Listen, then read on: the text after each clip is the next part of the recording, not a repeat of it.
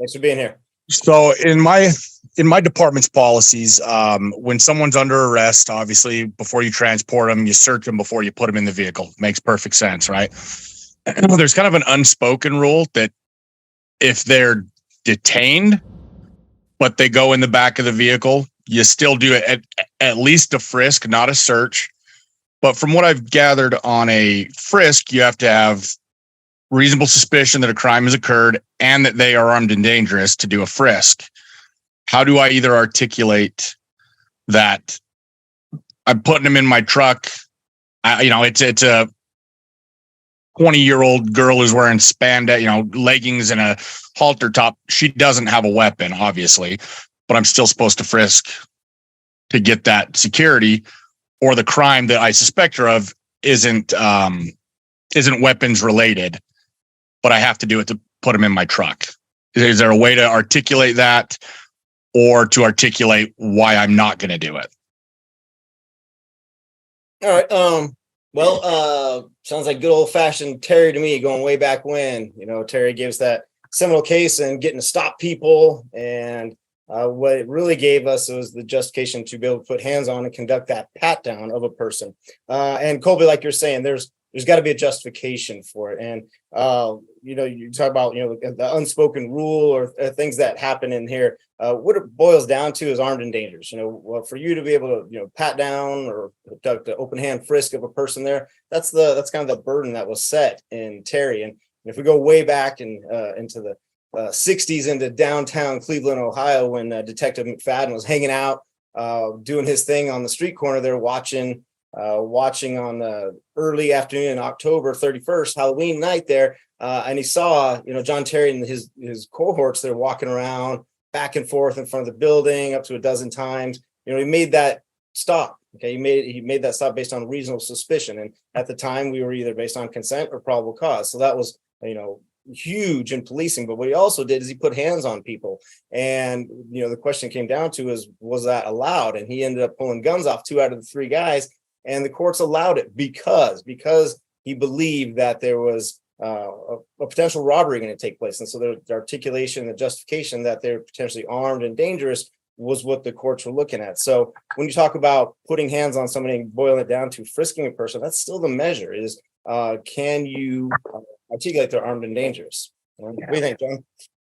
Yeah, it's difficult, right? Because you guys have to, as police officers, you have to work in the real world, right? And policy, all kinds of different factors. Is it a good practice? Sure. But so is the idea of I frisk everybody I contact, right?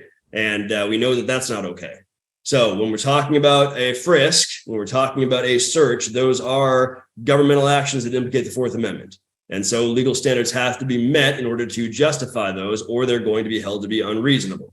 And so if you're going to frisk somebody, you need specific articulable facts more than a mere hunch to believe that they're armed and dangerous. If you're going to search someone, you need to have probable cause to believe that they are, doing something like committing a crime, basically. And you need to have that recognized exception, like search incident to custodial arrest, whatever it is you're relying on, right?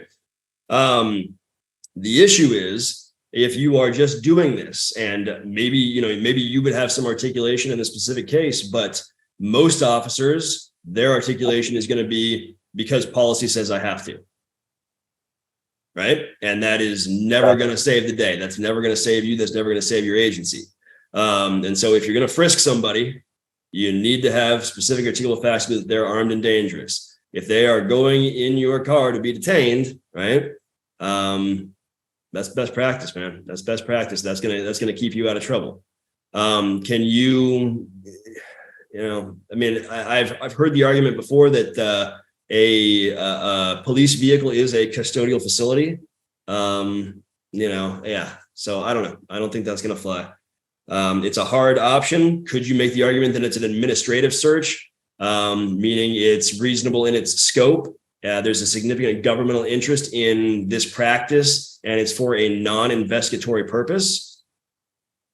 You could make that argument, but I think it's going to fail when you guys start pulling stuff off of people. Okay. And Colby, I think you made a point too. You're talking about the female that's dressed in spandex, and there's no reasonable articulation that she's got a weapon on her. Those are some of those factors you got to take into to keep in mind there. That's for sure. No. Maybe I can give just a little bit more detail that might. So I work in a small town, right? Usually there's me and my partner on at one time. If we have 5 or 10 juveniles who are all fighting and we go and try and detain them and they take off down the road on foot, I have to put them in my truck to take them down where my partner is with the other kids.